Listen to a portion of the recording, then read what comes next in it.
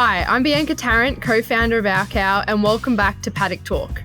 If you've been following our story, you'll know everything we do at Our Cow comes back to one thing: our farmers. The ones who put the work in, raise the animals with care, and never stop chasing better. In this episode, we're heading to the beautiful Dorrigo Plateau in New South Wales to meet fourth generation farmer Steve and his wife Michelle from Eungella Shorthorns, the team behind some of the most marbled, mouth-watering steaks you've ever eaten. You'll hear how a family-run stud with world-class genetics is producing beef that's literally a cut above the rest, how they're navigating life on the land with 3 kids and a whole lot of heart, and why partnering with Our Cow means more than just getting paid fairly. It's about keeping good farming in good hands. Welcome to Paddock Talk, Steve and Michelle. Hey guys. How are you? Good. Thanks for joining us. Firstly, I just wanted to start with Paddock Talk. So we named this podcast Paddock Talk after your daughter, Abby, and her take on Paddock Talk. So can you just give us what does Paddock Talk mean at your house, and what's Abby's understanding of Paddock Talk? Basically, when we're out in the paddock, if anyone's worked with animals, sometimes it can be a stressful event. Sometimes, most of the time. Well, it's pretty hard to discipline children on something that you fail yourself. So we sort of have to release the reins a little bit. So the kids have a buffer of that you can use words that normally in public settings and around other people you can't use. So, and Abby being the youngest, she grabs hold of those reins and off she goes. She grabs that bit and she runs. So Abby has quite a reputation of pushing those boundaries to what language she likes to use. And it's someone that is quite a swearer. Some days she'll make me blush and think, oof. What mum news like that. So she's very well at, putting the words together, and it's sort of, and she's pretty good at tuning her father sometimes too. With said words. So we sort of have a buffer of that, something happens and you're within your right to say, She's the most straight shooting 8-year-old we've ever met in our life, little Abby, isn't she? Yes, she's there's no know where you stand with her. So that's why we named it Paddock Talk, because there's things that we'll probably talk about in this podcast that you only really talk about in the paddock. You don't really talk about, I guess, things that farmers go through every day and what life is like on the farm, outside of the farm. So that was the reason why we called the podcast Paddock Talk after little Abby. So, her claim to fame. Yep. Love you, Ab. So you go. Sivo, you're 4th generation on the farm and the kids are 5th generation. Can you give us a little bit of a background story about Eungella Shorthorns and the history of your place and up on the Dorrigo Plateau there? Yep. If you go back far enough, my great-grandfather was down off the Dorrigo Plateau, down on Thora, Upper Thora, and then they bought some hill mountain country, which would have been proper mountain country back in the day. So they had the low country, the same as what you would see, basically in your snowy mountains or whatever. They had the real low country and then the high country. So over time, we've ended up staying up in the mountains, and and I don't know whether that was the right thing or what, but that's where we've stayed. Always had shorthorn cattle. So traditionally, like the shorthorn breed is a dual breed, so it can be milked and can be used for beef. So back in the real early days, it was used for that dual purpose. This was butter, because we're too far away from, your shops and that for fresh milk. It was used. Cream was collected. The skim milk, which people love nowadays, was fed to the pigs, and the cream was turned into butter, and then the butter was shipped out to everywhere around the world, sort of thing, down to Sydney. That's awesome. So that's sort of it. How did you get to where you are now, and you and Shell and the kids running the farm? Obviously, it's a hell of a thing to go through and been running the property yourselves. How did you get to, I guess, where you are now and what your current operation kind of looks like? Yep. debt, but yeah, like we're a large family, so we ended up having to buy the main section where the house is, where the family farm, probably 12 years ago now. So we bought that, and then we moved. We were doing some potatoes and veggies as well. We went out of that and went straight into cattle. Yeah. And also on that, because we borrowed more than we probably wanted to, we moved into contracting, and which we'd always had machinery, but we'd never gone and worked for everyone else. So we swung around, had the family farm, and into contracting. But when we first bought the farm, we went straight into drought. So so that decision was made. We're like, oh, how are we going to do this? Potatoes were absolutely horrendous. So we decided, no, let's get into the contracting.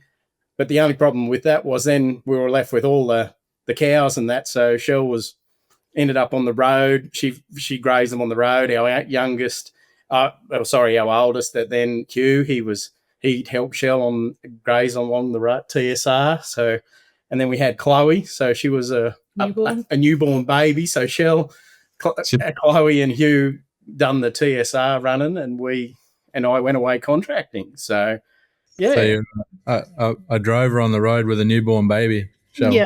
Yeah. Nothing gives you work ethic like that. That is true. It's not really like your typical like farmer's wife story, is it? Like with 2 kids, like it was completely opposite to that, wasn't it? Shell raising kids on the road. Yeah. Like you just, I don't know, you just did it. You look back and you think, geez, how did I do it? And that's probably why I was such a cranky shit most of the time, but because you're just running on adrenaline and whatnot. But you just, I don't know, you just do it and and send it and hope for the best. There's no option when you know. And you think back about it now, and when Hugh was up the other end by himself on his little 80 blocking the other end of the road, and you think, well, should we have had a 6-year-old boy on his own at the one end of the cows and Shell a couple of k's down the road at the other end? He did have a dog. He did have a dog. But that's just what you do to make it work. So, yeah. And was amazing. Like your family always into Shorthorns, Steve? Like, has that been the breed that's always been run on the farm? Absolutely. Yep.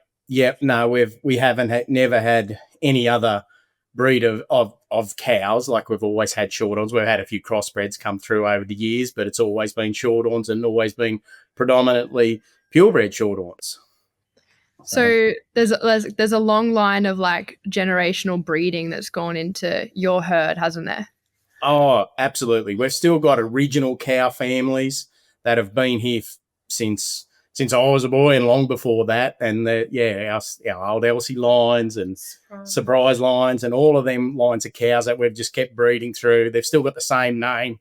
So, which gets quite confusing in the yards because they're all named after their great-great-great-grandmother, and I'm talking about her when the kids are trying to draft off. And so you can have, like, we'll say cut out the Elsie, but you'll have 6 Elsies in the herd, and so the kids will be cutting out the Elsie they know, but he'll be going, oh, no, I want that Elsie, or he'll go, oh, the red Elsie, but there'll be 4 red Elsies. Like, yeah.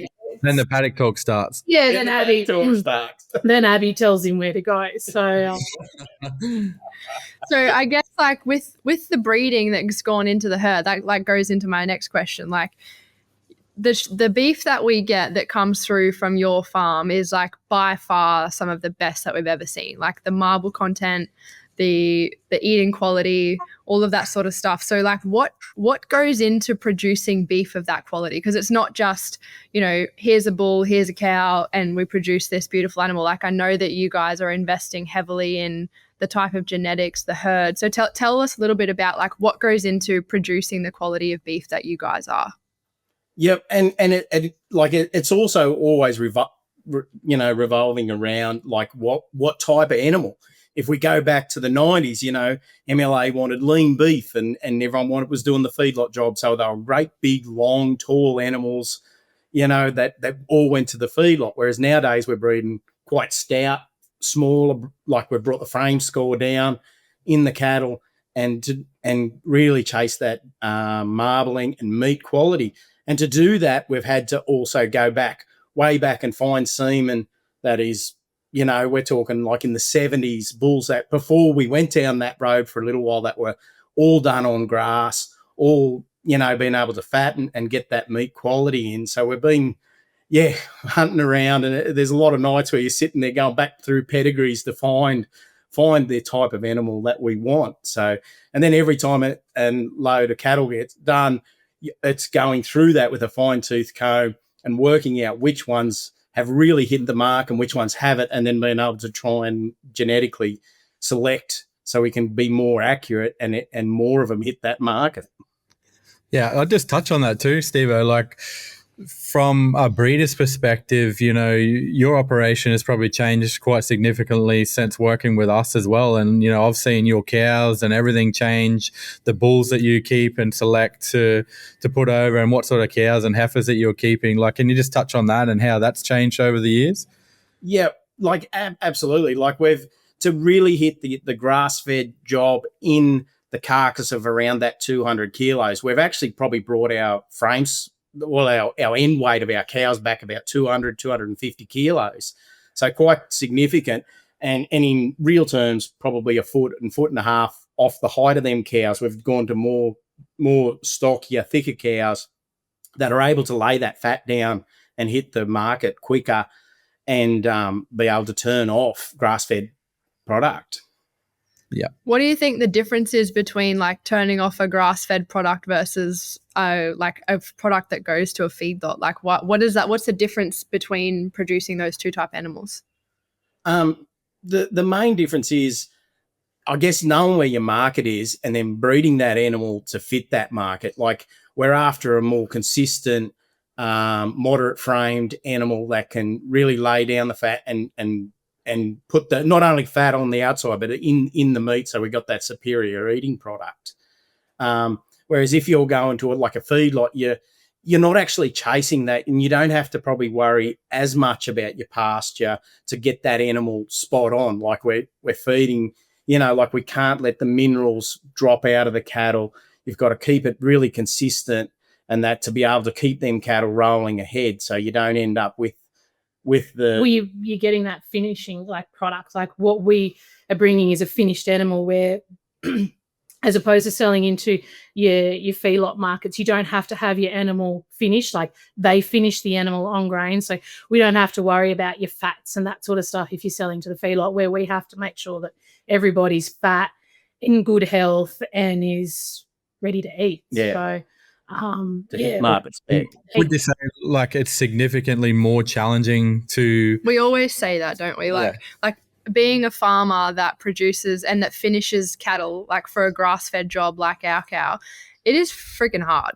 Like, you have to be an unbelievably good farmer to be able to do that. Like, and I think that goes to say, like, the type of pastures that you guys are putting in. Like, talk to us a little bit about, like, what does the pastures look like at your place versus, what you were doing before maybe, and shed a bit of light on that, because I know that's something that you guys invest heavily in, is like your pastures, your fertilizing, your compost tea, your witchcraft, all that sort of stuff, Steve, that you're into.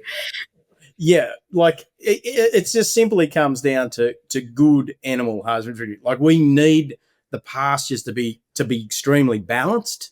Like, there's no use feeding them something and it's going straight through the animal. We need that pasture to be in there and balance so they can really, really thrive and hit the markets. Like, whereas if you were sort of doing if you're doing the feedlot job, it doesn't matter if the steers are skinnier or leaner, they're doing it. But when we're aiming for the paddock to plate scenario like we are, you need that animal to be at peak. So, there's a lot of pasture work goes in, a lot of and fertilizers, and not just fertilizer, like your balance, getting all your balances of the soil. Well, everything stems from your soil. Like, if your soil's not living, you've got nothing. Like, take away the cattle, take away everything else, it comes down to that core of your soil. So if your soil's not alive and thriving, you're not going to get the job done. You're not going to have healthy cattle. So once that's done, and that's where we've sort of come back to, especially with our agronomist, and that just changing the way you see your soil too, and just sort of drawing on his knowledge and what we know, and that just keeping that soil alive. And then once your soil's alive, your grass is going to grow. And if your grass is going to grow, you're going to fatten your cattle. So it's all sort of, like everyone says, if it all starts in your soil. So that's probably been our biggest thing, is to get our soil. And I mean, being in Dorrigo, we're pretty lucky. You've got good soil to start with, but it's hungry. We get high rain. So it leaches out. So we sort of have to keep feeding it all the time. And that's just sort of been a real, the last couple of years, we've really sort of tried to expand our knowledge on that, of how we do it, because everywhere is different. Like your soil's different to our soil.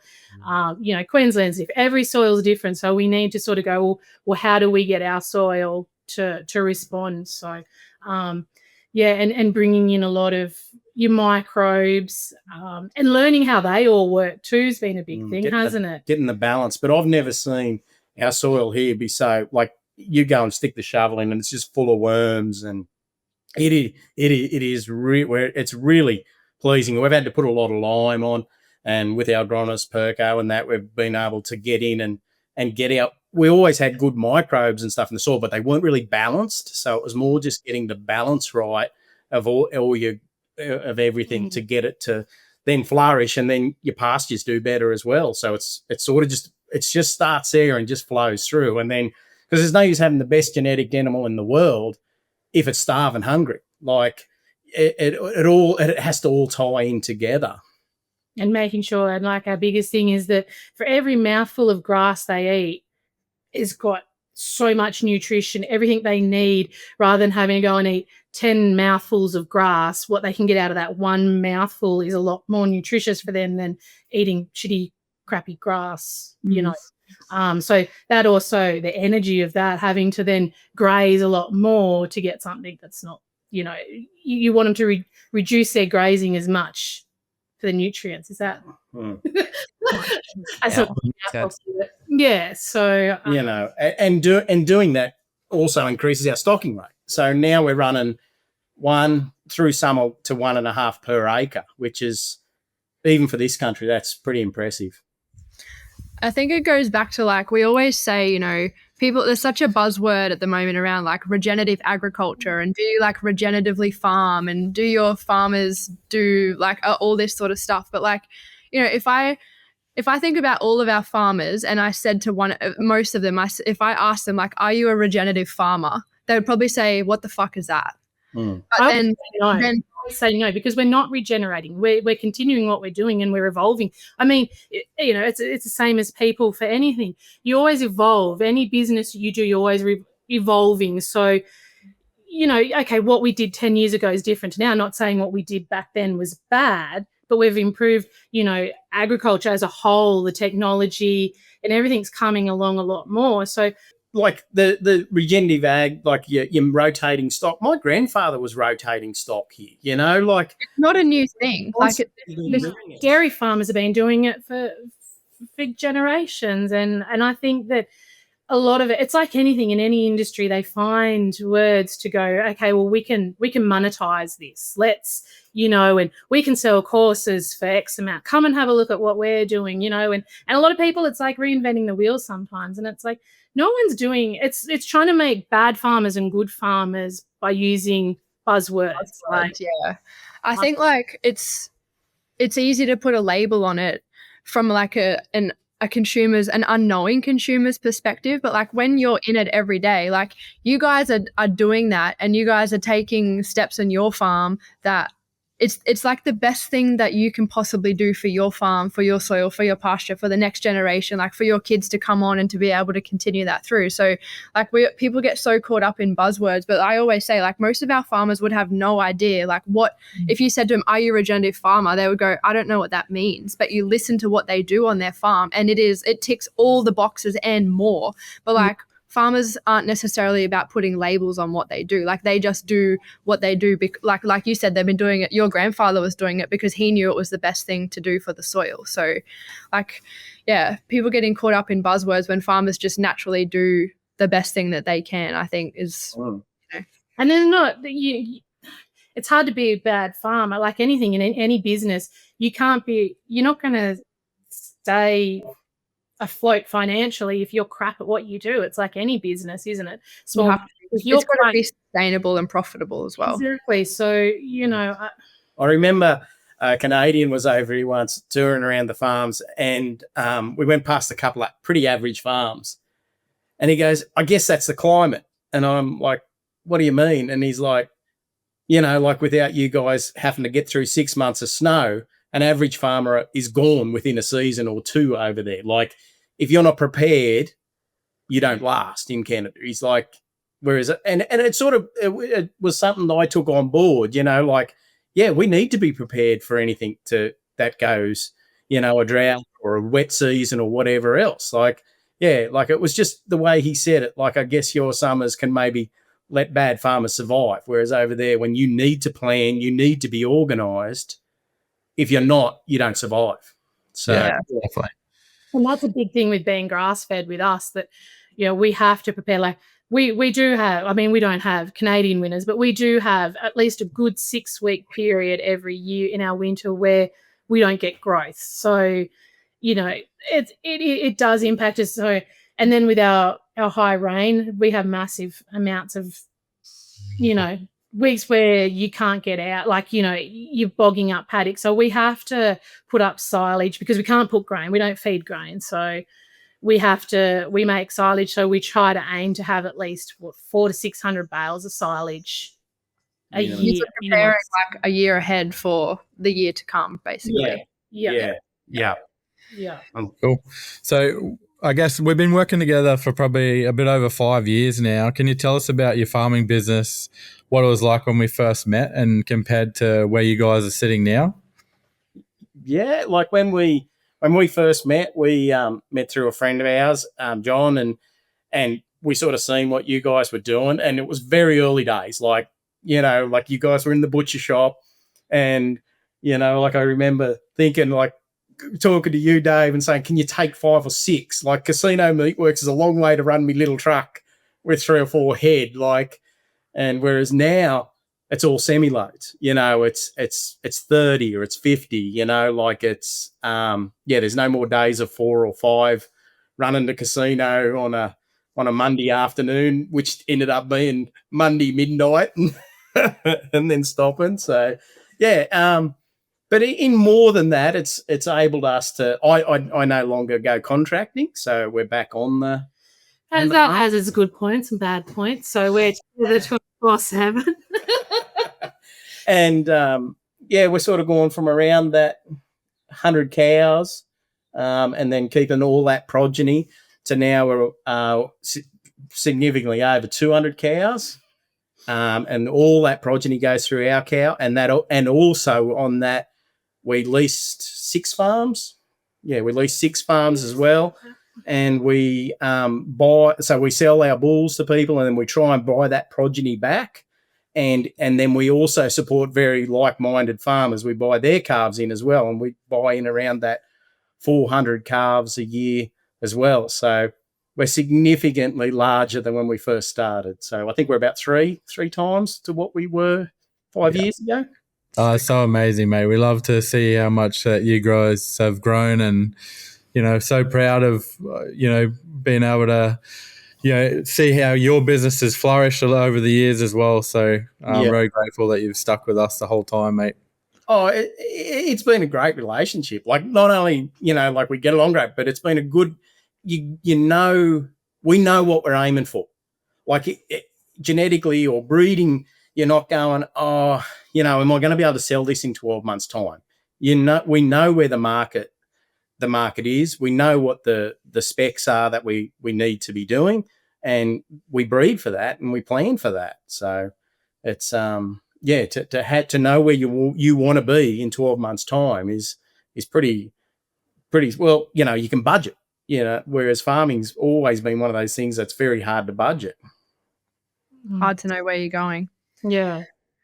Okay.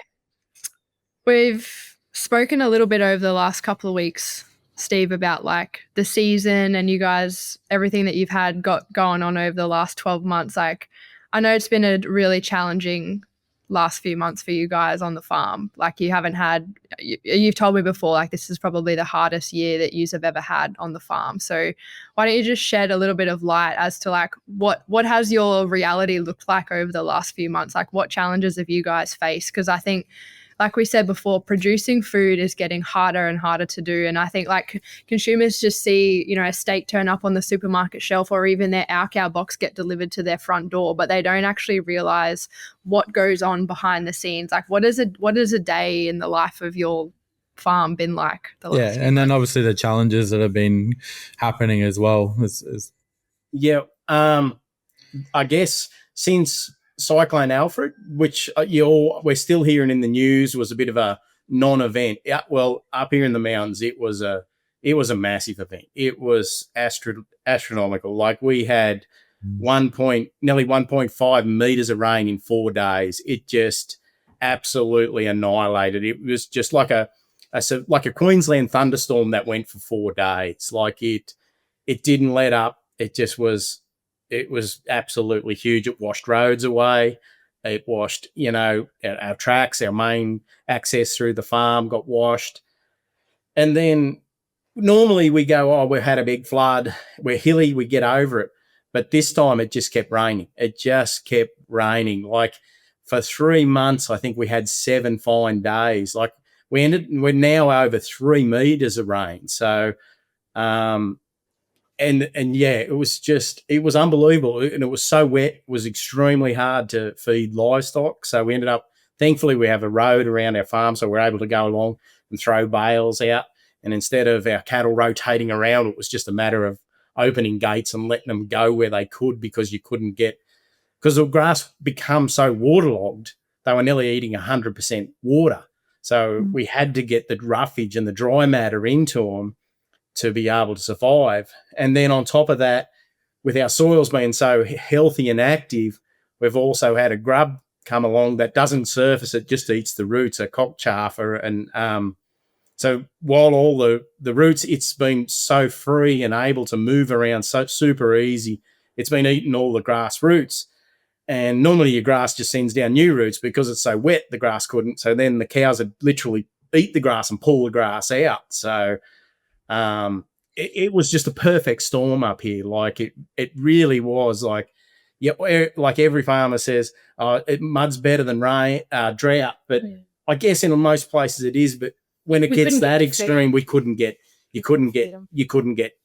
to them. You couldn't get, if you tried to put mineral out, it'd just get waterlogged, or they'd bog it up so much where they were going into it, that it was getting a metre deep, like, because our soil's extremely deep topsoil. So it's, it was super challenging. It really was. So, and then when you come out of that, we had no grass. So then we ended up having to replant nearly the entire farm again. So, yeah. And I guess, like, for people in the city, thinking, the grass is coming out by the roots, it might be interrupting my lawn or whatever. But just like, for people in the city, an understanding of having to replant your entire pasture base of your farm and the investment and time that takes to do that, to be able to feed an animal, is monumental. So, like, I can't imagine what you guys have been through over the last few months with that grub and the amount of rain that you've had and everything like that. It has been such a challenging year for you guys. But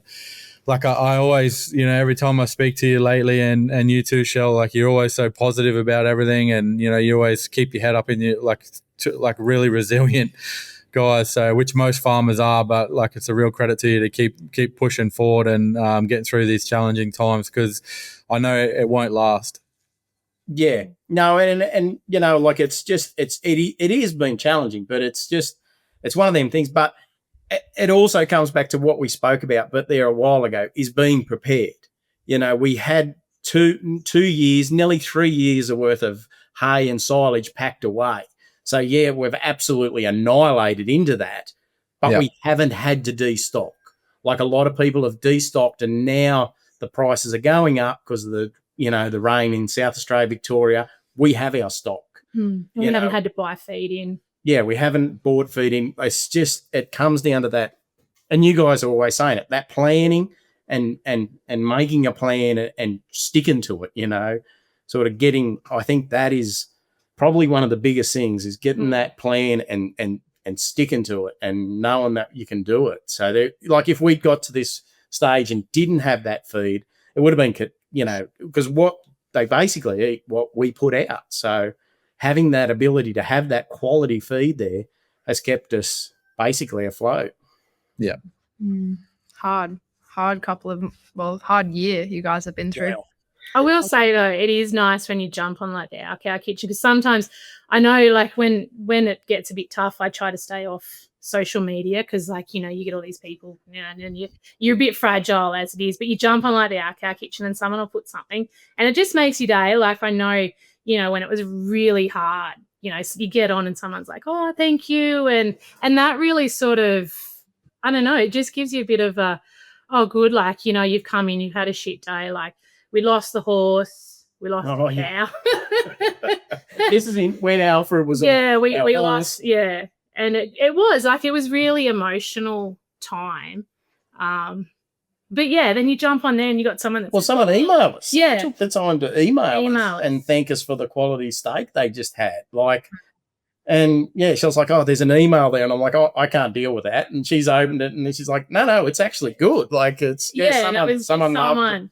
And it was just like a perfect timing of you've just come in and, you know, it's late and it's just been a really crap day. And yeah, someone had done that. And it was just like, wow, that's really cool. Like, and that's the thing that I really like about with Our Cow is that you get that connection. Not only they get that connection with you, but we get that connection with our customers. And it's nice because when you're self-employed, you're not chasing validation from anything like that. But you know, it's nice to sort of go, what we're doing is right. Like, you know, what we're producing is good. You know, you get your feedback if you sell to JBS or whatever. But, you know, to actually get that real in person of, wow, that was the best steak I've ever had. Like, and you just, I don't know, it's like, yeah, that's good. Like, you know, we're on the right track, because some days it's like, oh shit, let's fill up and let's go to the beach and somebody else, you know.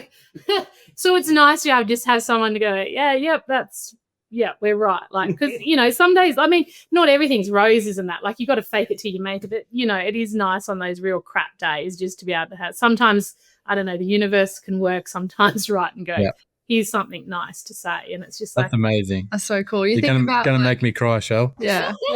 Made myself cry, me poor old bloody horse. That one, that done me. It was a tough day. And then just that timing for someone to take the time out of their day. Yeah. They're probably busy and having a shit day too, and send an email was pretty cool. Yeah. Like that. It's amazing. You know, and that, it's sort of not only what you're doing in the farm, but the hours I spend annoying everybody saying, what do you think of this bull I just found in Canada? Or what do you think of this genetic package I just found over bloody some queer place? And like, and what's involved in getting this semen from Argentina? Because look at this bull I just found. And you know, like, yeah. And I knew even Hugh and everyone went, oh, what do you think of this bull? I could get semen in it maybe. And everyone's just like... That's another thing I know for Hugh. Like, you guys have brought Hugh's cattle that he's fattened, and the chest on him pokes out when someone's put a comment about Hugh's steak, and you know, you just sort of see that and you think, you know, it gives them that sense of that there is positive in agriculture. Like, because sometimes it can get, you know, you can get a bit like, and I see for him at school, because he goes to a coastal high school, you know, there's a lot of knockers of farmers and even I shouldn't say the teachers, but you know, like, he's had people knock, you know, oh, you know, you're causing this and that. So it's nice for him to go, oh yeah, there is a future in agriculture. It's just nice for him to be able to go, oh yeah, I did that. And it's, not just the money side of it, but but I hadn't even thought of Hugh's cattle that have been going through the shop and all of that. Like, it's more, it's bigger and bigger, isn't it? Yeah.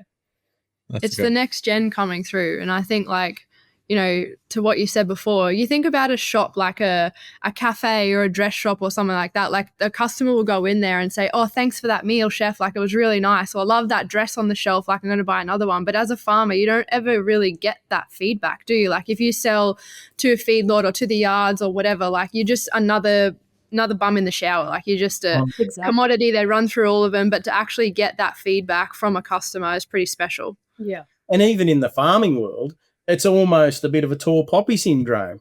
Like this guy's doing all right, so we'll bag him out or bag his cattle out. Like it's just can be a really negative space, and it shouldn't be. It shouldn't be at all. Yeah, definitely. We're all here for the same reason to see agriculture succeed and have a future for the kids to come through. Yeah, definitely. Cool. Okay. Thanks, guys. Now, we always finish every episode with a recipe. So whether it's like something that... A recipe. Sounds like Forrest Gump, mate. Or you can just say like a box of chocolates. Something that you guys cook at home, like a favourite recipe or a favourite meal that Shell makes for you. I would say scones.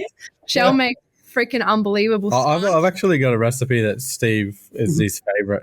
Okay. And, tell us the story. So, Steve, you like a boiled tongue. I know you love a boiled tongue. Tell us the story of the boiled tongue. Well, Steve decided to come on a farming field trip with me one day to go look at some other farmers' places and another farmer's operation, and we got served up lunch at one of our old farmers' properties. Dave, this will be the best lunch of your life. Yes, I did say that. Previously, you'd been there. I think it was like 2 weeks before I'd been there, and it was the best. Like I went there and had a full sit-down steak dinner for lunch at our farmer's property, and Steve come along, and unfortunately, the lunch menu that day was a boiled tongue. But to his credit, he didn't bat an eyelid. He didn't back down. He took on that boiled tongue and demolished the whole lot.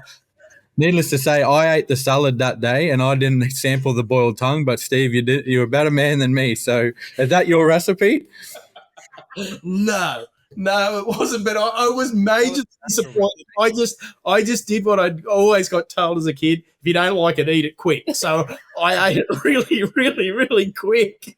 And then I look over at Dave and Dave hasn't taken any. So anyway. Oh, dear. So that's something that Shell cooks often? Tell us the actual recipe, mate. What's your go-to? What's your favourite meal in the kitchen that you like to cook or like to eat? Oh, geez, like Shelley's a pretty bloody good cook. I'm pretty spoiled, to be honest. That's why we're fat.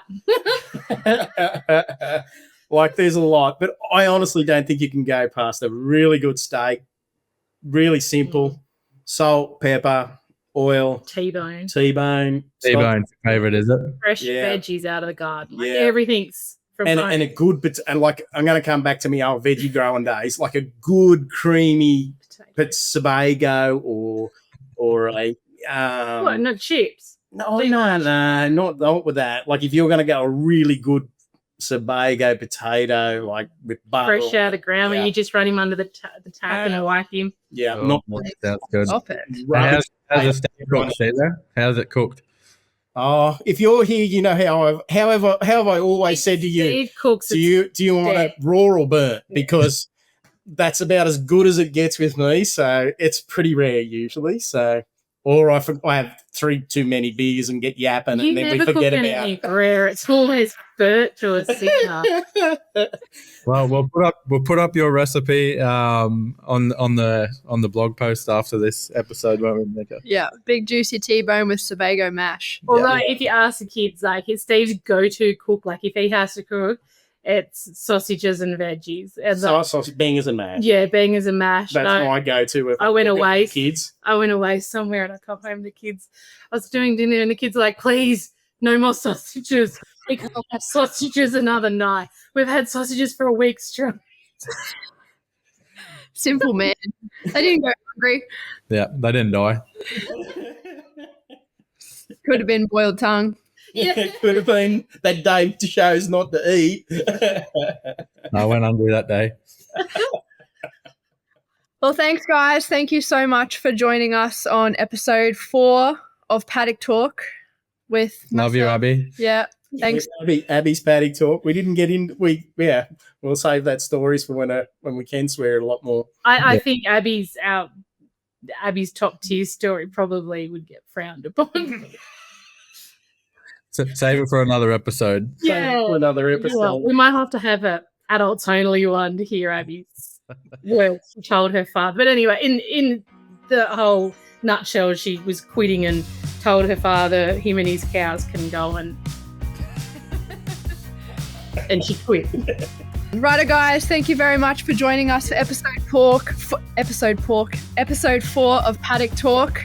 Our producers are at the very heart of our cow. They take the risk, they do the work, and they deserve more than just the slither of the value. So every time you buy direct, you help close the gap and help more farmers like Steve and Michelle continue to do what they do best. If you're enjoying the show, share it with someone who cares where their food comes from, and see you next time for Paddock Talk.